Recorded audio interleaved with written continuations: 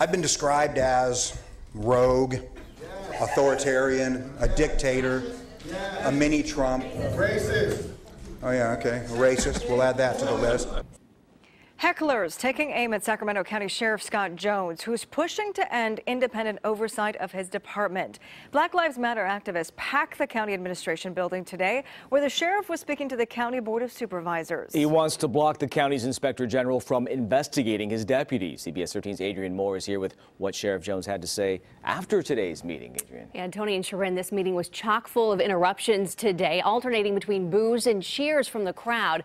There was a passionate group of opponents demanding greater transparency and oversight of officer-involved shootings, while Sheriff Jones and his supporters called the relationship with the county's inspector general eroded. I've been called a lot of different names and will be again. If you don't have thick skin, then you shouldn't be in this job. Bye, Scott.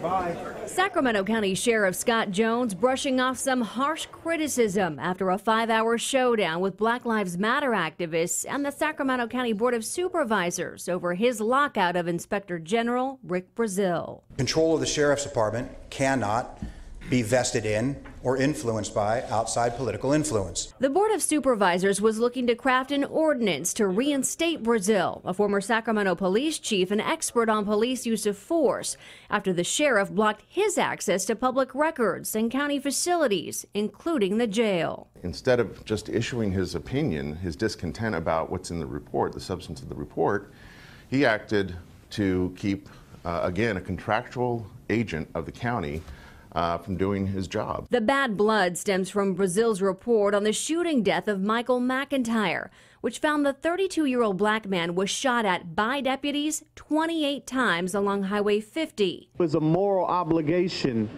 to be accountable. Activists rallied outside the meeting, pushing for county leaders to limit the sheriff's authority. Acting unprofessionally, Jones has used news and media outlets to blame the black community for the tragic loss of a deputy. While Sheriff Jones argues it's not just about one case, it's about his discretion as an elected official. He believes the dialogue here was productive. I think it's a positive step. I think it's a great, as they indicated, a first step, but I'm hopeful.